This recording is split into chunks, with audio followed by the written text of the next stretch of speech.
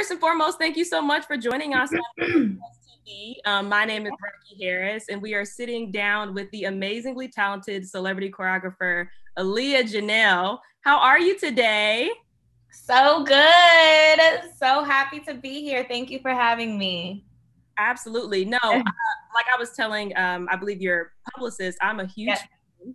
I've been with you for a very long time, for a very, very long time. I've been a fan for you ever since the, Itty Bitty Piggy, Chun-Li, like. Wow. Yeah, like I was in college when you started to get your fame and when when I started and everything. Yeah, I've come a long way and I still got more ways to go, but I'm very, very happy with where I am. So going into the beginning of your career as a dancer, one thing that I listened to your interview that you had with the business podcast, and you spoke about show choir, which was something that was new to me that I didn't know really much about, and how that impact or that journey is getting into show choir. So how did you early on in your beginning of your career that you knew that you wanted to go into dancing and like that was what you wanted to pursue? Right. Yeah, show choir, honestly, it's so weird because anytime that I say that, people wouldn't expect it because anytime I just felt like the arts in school wasn't really looked at seriously. It was maybe for more of the preppy kids who knew everything or just, you know what I'm saying? It was more for a type of crowd that wasn't really respected. Well, at least where I went to school, you know what I'm saying? But show choir actually, just being in this prestigious program, it was something to respect because we worked so hard and it really did. Like if I hadn't done show choir, I probably wouldn't have been as ready as I was when I got started. It really, really prepared me, not only just for, just the singing and dancing, but the work ethic, like rehearsals that we had to go to, cleaning up after ourselves, getting, making sure our appearance is right. It taught me so much, and the list can go on and on forever. But yeah, I'm really grateful for that experience. And so this was just a program in high school? It was just a program, and you would literally think that it was for something like for college or just for something at a higher level. But yeah, no, we were not playing in high school. We were not playing. You would think that these 16 to 18-year-olds was like 25 going on 30. Like we were very, very mature for our age because of the program that we were in, because it demanded that. Right. A certain level of expertise. And exactly.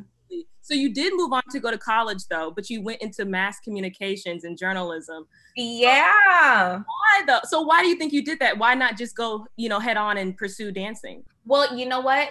I'm so glad that you say that. That was actually the reason why I went into a totally different lane, because I was just doing it. But me going to college and, community college at that was me kind of just doing it for my parents and doing it for my family, as they didn't really, a lot of parents and people who grew up like in the traditional world of like the night, we had to get a 9 to 5 after school. And then after that, you get a beautiful partner and then marriage and then kids, people kind of like in that world didn't really see art as a career, as a sustaining career. You know what I mean? So to kind of just, massage them a little bit, I went ahead into community college to say that I was in school. But, on the other side of the token, the majority of the day I was dancing and doing my thing and going out on audition. So I didn't really want to go to school for dance. That was the thing.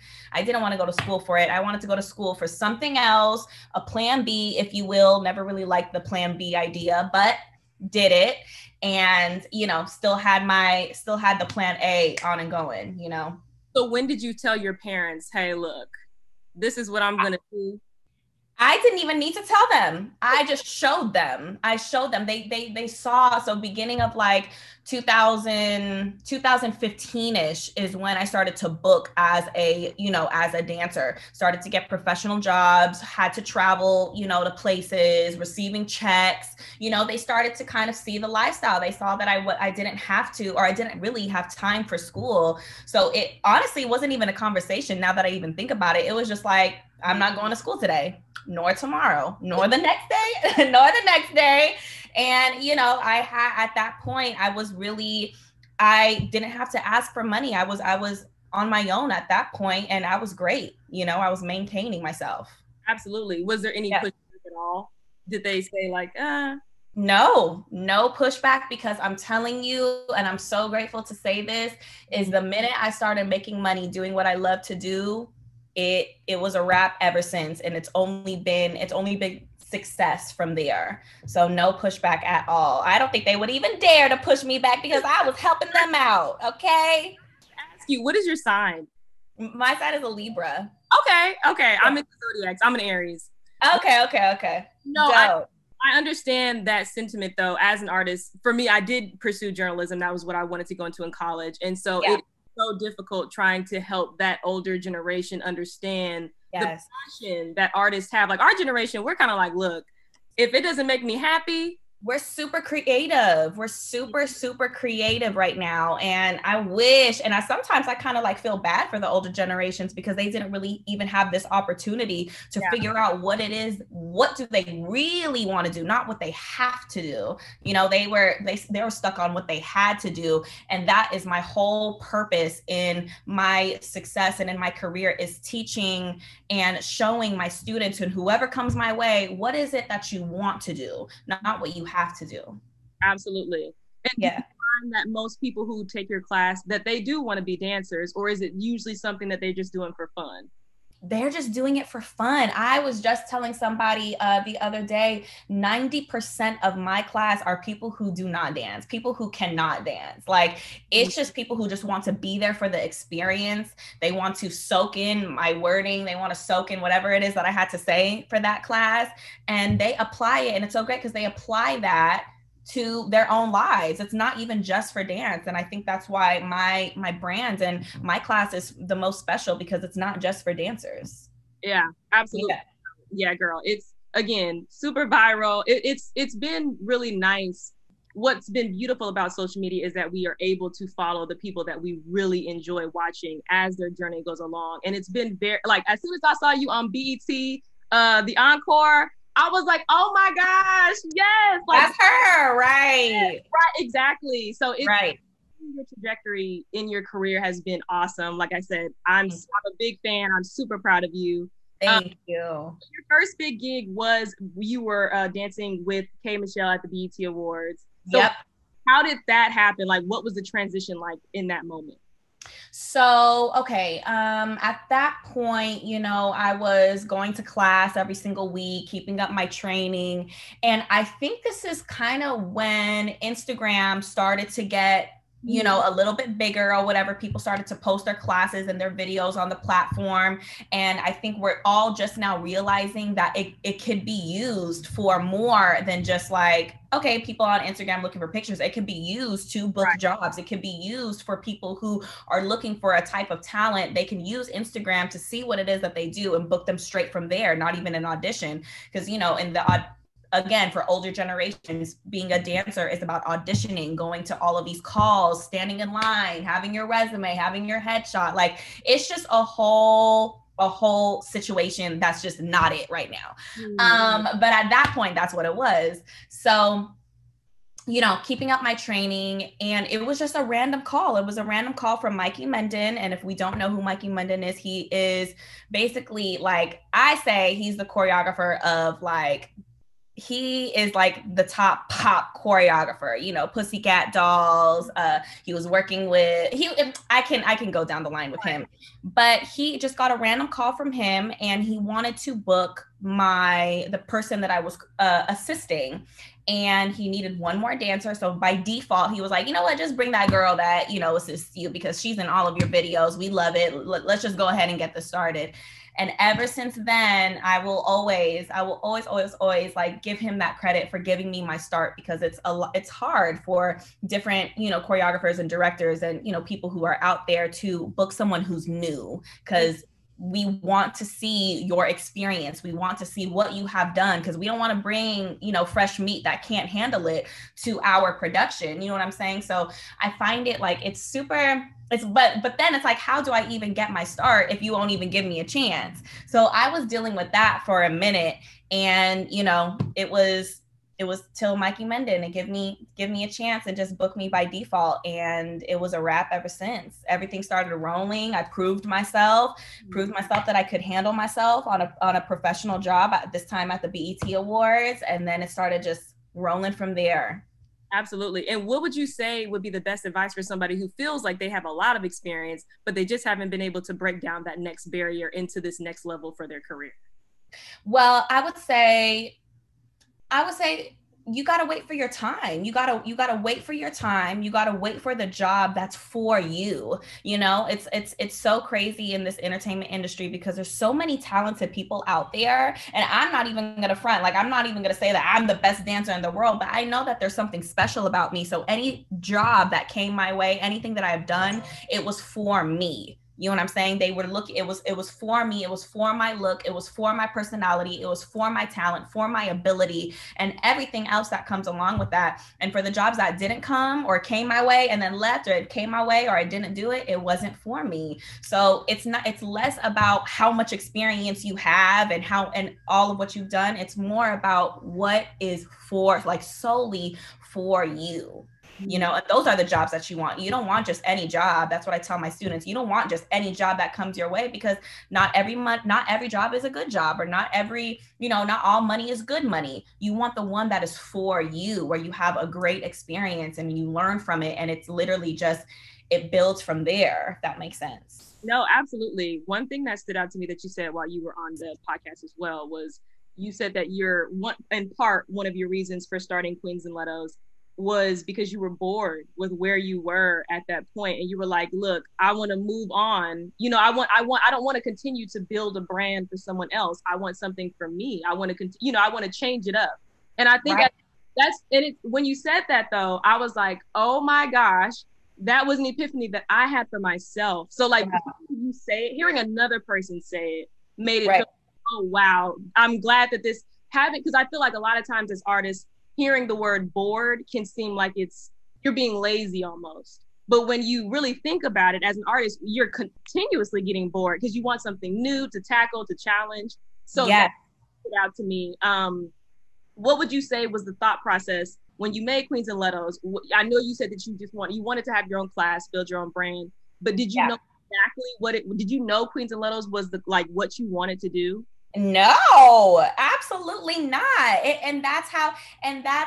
This is where this is the part of the story where it's like, ignorance is bliss. You know what I'm saying? It's almost like the more that you don't know, the better. Because the more that you know, the more that you're getting stressed about things, the more that you're trying to figure it out, the more puzzle pieces, the less puzzle pieces there are, just like two little pieces. I know that I want to do it, and I know that I have fun doing it. Boom, put it together and just let it go from there. You know what I'm saying? I had no idea what I wanted Queens N Lettos to be. It birthed itself. It became what it needed to. And I was just there for the ride. And I guess I was the person chosen from this higher power. Let's call it God or the universe. I was chosen to lead it, and to kind of and to guide it to the several places that I've toured, and to the students and fans that I've met. It never crossed my mind that it would be what it is today. And I'm actually happy it happened that way, because I would rather grow along with it rather than have a set plan. It doesn't go that way. So now I'm pissed, and now I'm like, oh, well, might as well not do it because it's not going my way. And then, go somewhere else. You know what I'm saying? I wouldn't change my experience. I wouldn't change the road. I wouldn't change the journey for anything. Absolutely. No, I totally agree. It's much better to go along with the journey versus you kind of forcing it. Exactly. I don't know. It feels like for, people our generation, it feels like we want to know everything. We want to know how it's going to happen. We want to know when it's going to happen. We want to know with who it's going to happen with. We want to have all of the answers. And I try to tell my students, the more that you don't know, the better, because you have to try to figure it out. You got to try to figure out things that are not even there yet. So it's almost like impossible. You're like setting yourself up. Why don't you just let it happen? Let it happen naturally and let it come to you. That way you can just focus on the creative, focus on the task at hand, right? Which is just dance, bitch. You know what I'm saying? Right. Just think of an amazing combo, have a great song, and just go from there. That's the easiest way to think about it. Right, exactly. And just like you said, if you love something, you'll want to do it. So it'll work hand in hand, and either way. Exactly. absolutely. So let's get into the encore. Congratulations again. I think that's thank you. Because one, you're going, like, you know, we saw Making the Band, all these different shows that have choreography that's involved. But having a show where we get to see this new era of dancers, but in particular, you know, you're bringing together former performers who some haven't performed in a long time, some are writers, some are doing their own thing. How has it been creating choreography for a wide range, you know, of talent, and what's the difficulty or struggle there? Yeah. Well, at first, I thought at first it was difficult because I was trying to find choreography that not only everybody could do, but everybody liked. And I realized, you know, in the experience that we have, like you said, a wide range of women, a wide range of talent, and not everybody is dancers. You know what I'm saying? Not everybody likes to dance and perform. Some people like to be behind the scenes. Some people like to be the one singing. So I realized that and kind of figured out a formula of, you know, like making different types of choreography for, you know, the different women in the house. So while so-and-so is doing the 5 and 6 and 7 and 8, somebody's just going the 1, 2, 3, 4. You know what I'm saying? It's making like an easy, medium, and hard kind of section, if you will.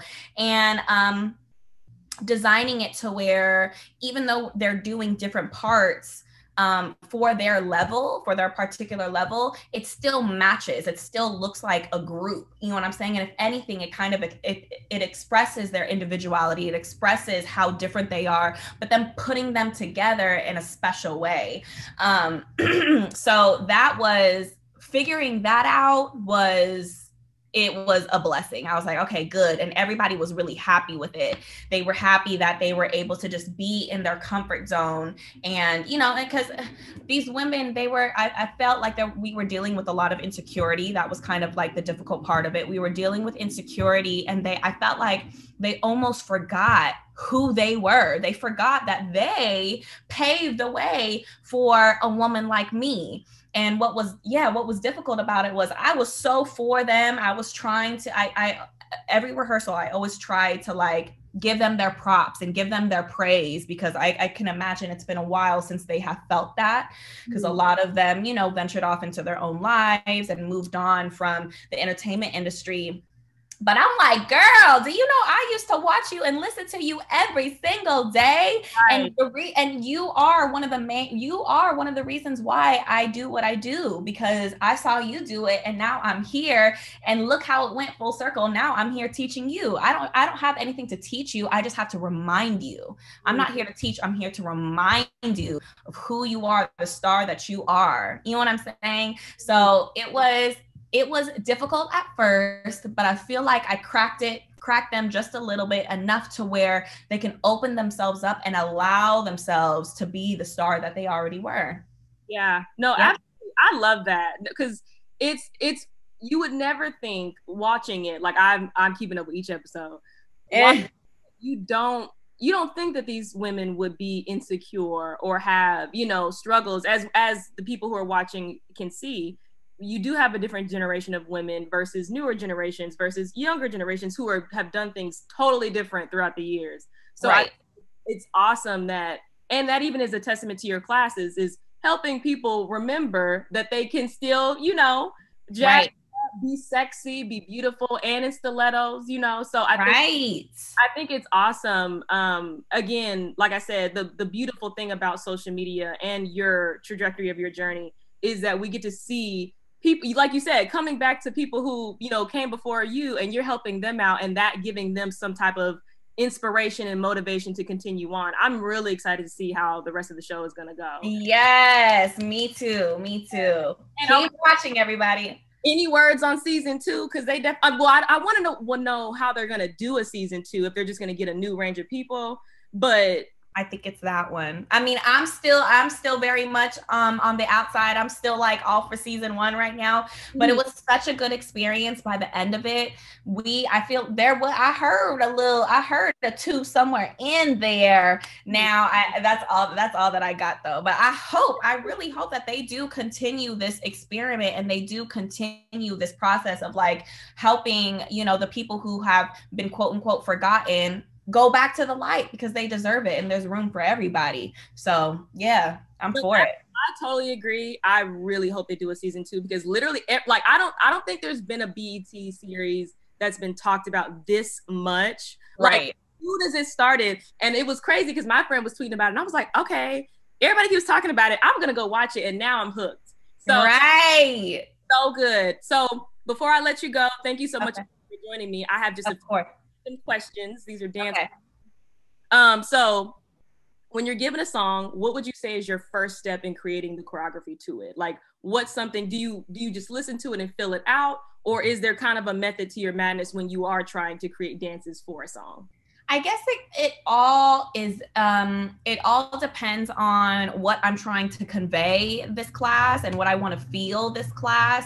It also depends on the song. So if I pick a Meg Thee Stallion, you know what I'm saying, mulatto joint, something like that, I'm just in it to have fun. I'm in it to shake my ass. I'm in it to twerk my life away. I'm in it just to shake, just to jiggle everything, right? If I choose an R&B love song, it's because, you know, that's when I want to, you know, show my sensual side and really pay attention to the lyrics, as opposed to a Meg Thee Stallion, you know, a rap song or like a dance song. I'm paying attention to the beat. I'm not even paying attention to her words. I'm paying attention to when the beat drops, how it drops, you know, what's happening more so with the music, as opposed to when I do a love song or you know, something of that nature. I'm paying attention to the lyrics and how it feels, what are they saying, but how do they sing it? You know what I'm saying? And your move should match that. So it's literally, like you said before, a wide range of creation. But at the end of the day, it's just creation. It's just art. But it really comes to the music and the lyrics for me. Okay, lyrics and you said lyrics and music. Yep.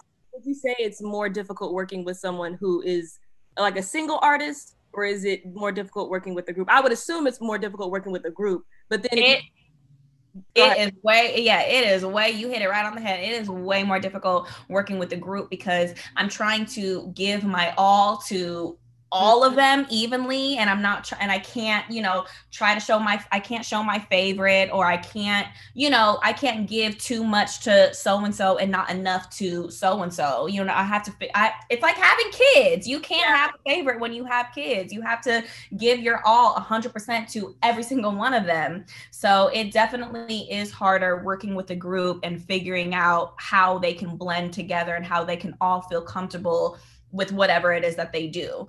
Because obviously you see that we're dealing with that. We're trying to find what hat every person has, and everybody wants the main hat, which I understand, because we're dealing with queens and alpha females. Mm-hmm. So it definitely, I would much rather work with a single artist than a group, but you know, she could do both. So yeah. Absolutely. And then I have 2 last questions. Who were the dancers that you loved watching growing up? Oh my God. I loved watching Janet. I loved watching J-Lo, and I loved watching, let's see, I don't know why they weren't really even dancers, but TLC. But okay. TLC, their No Scrubs video is just constantly just plays in my head every time I think about my childhood, because me and my cousins would always try to, like, you know, impersonate them. So yeah, and then obviously Destiny's Child, Beyonce, she will always be my number one. Still waiting on that call. Thank you very much, B. It's been a little bit, but you know, she's here. Absolutely. And then last question. Do you dance at parties? Do people expect you to dance? Like, when you go to have fun, like, do you dance? Like, I know people probably like, well, look, if Aliya start getting going, then it's a wrap from here. Yeah, no, absolutely. Now it depends on the DJ. Like if the DJ is great, playing great music, I'm up there dancing. I am definitely not the type to go to a party and just like sit around and, you know, be on my phone. I want to have fun. So yeah, I definitely do dance. Probably not in the capacity that with the capacity, same capacity as in class. I'm not even gonna front. I was gonna say I just keep a cute little groove, but if the music is right, yeah, I'm doing my choreography. And yes, people do expect me to dance, so it's like I got to, because anytime I walk into a party, they always play Chun-Li or Itty Bitty Piggy or When We, just like all of my viral videos. They play that music and expect me to do the choreography, and I give the people what they want. Come on. You said I'm a performer, okay? Okay. At every point. Well, absolutely. And thank you so much again. Congratulations. I'm so excited to see where you go next. Yes. So have a beautiful rest of your day. And I'm looking forward to the next episode that drops. It's every Wednesday, right? Every Wednesday. Oh, so today. So tune in tonight. Yes, y'all. So I'm excited again. Have a great day. Thank you so much. Thank you so much for having me. I'll talk to you soon. Where is the buzz you said was mine? Where is the buzz?